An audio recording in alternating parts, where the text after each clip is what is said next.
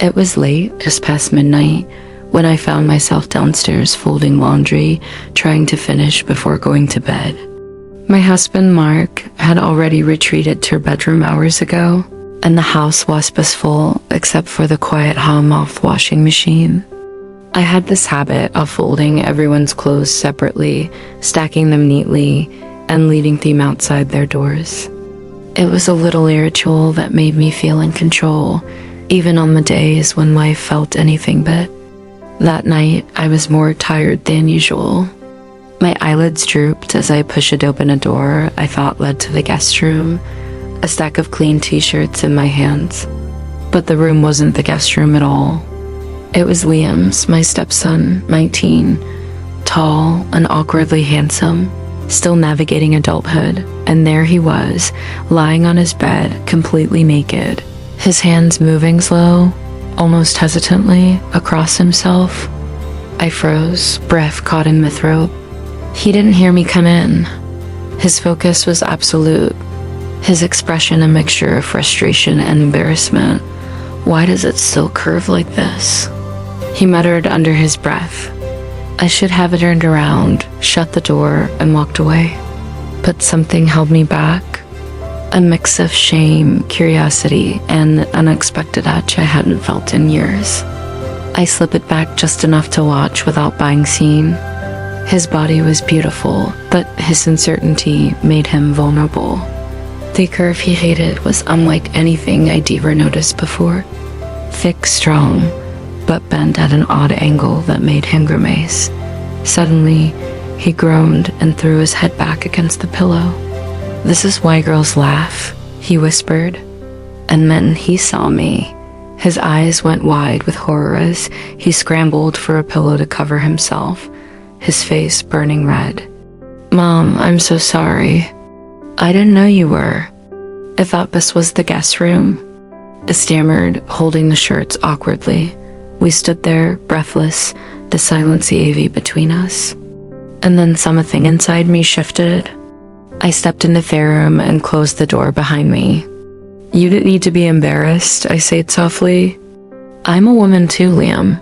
Held confused. His eyes searching mine. I sat down on the bed beside him, my heart pounding. You said the curve bothers you? He nodded. Girls think it's weird. I hesitated, then reached out my hand, gently resting it on his thigh. Maybe I can help you. His breath etched, eyes widening. Slowly, he lowered the pillow. I touched him softly, trying to be clinical, but my fingers trembled.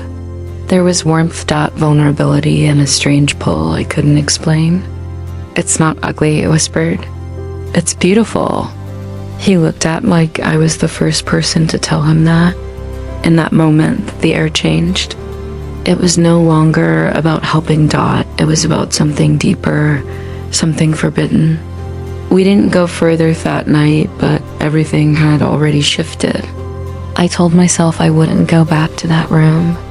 But every time I closed my eyes, I saw Liam, his nervous glance, the way he looked at me with a mix of confusion and longing. Nights were the hardest. Mark slept peacefully, unaware that my heart was no longer in her bed, but somewhere down the hall. When Liam finally spoke about that night over breakfast, his voice was quiet but steady. About the other night. You don't have to explain, I whispered, though Mimmin raced. He sighed, the weight of self-consciousness clear in his eyes. I've always felt like I was different, like my body was a joke.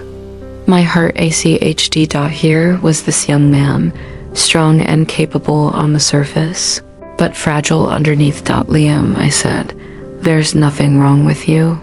He looked at me, hope flickering. You said you could help. It froze. Maybe we should forget it. It's not right. He nodded, but sadness lingered. That night, Mark went out with friends.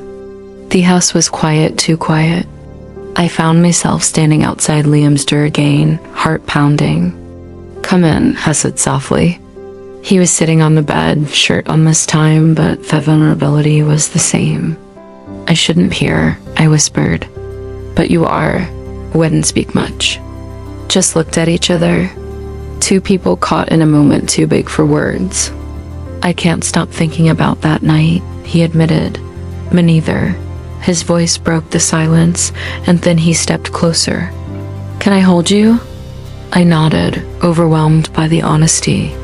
He wrapped his arms around me gently, and I felt a comfort I hadn't known I missed. It was wrong, but it felt so right, like coming home.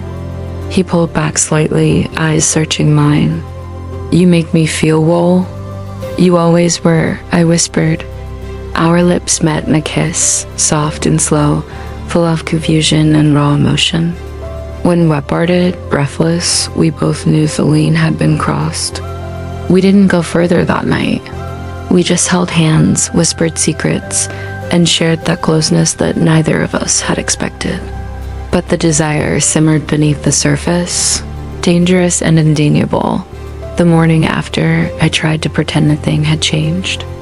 I brewed coffee, cleaned, kept busy, but every quiet minute was filled with Liam's touch, his voice, the way he looked at me.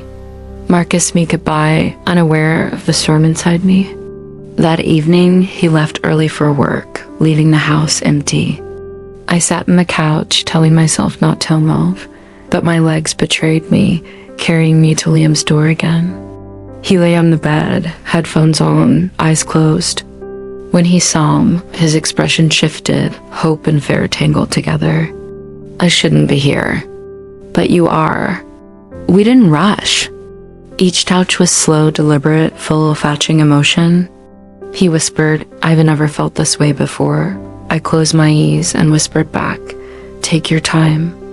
Make it count. In his arms, I felt seen, not as a wife or a stepmother, but as a woman. And for a moment, nothing else mattered. But secrets don't stay hidden. One rainy Thursday, Mark came home early, drenched and tired. I was caught stepping out of Liam's room, my robe slipping loosely. Time froze. I was just checking on him. I stammered. Mark's eyes searched mine, but he said nothing more. Relief washed over me. Or maybe it was denial. That night, I lay awake, heart pounding. What if he knew? What if everything it tried to hide slipped away? Liam was distant, texting me that maybe we should have stopped, but my heart wasn't ready. We took risks, whispered kisses in the dark, stolen moments, but the weight of guilt was always there. The night we forgot to lock the door, Mark almost caught us. Our secret was no longer safe. That morning, the house felt colder. Mark's eyes were full of questions he didn't voice. Liam was quiet, shadows under high sighs. I knew one thing, nothing would ever be the same. Some desires come at too high a price.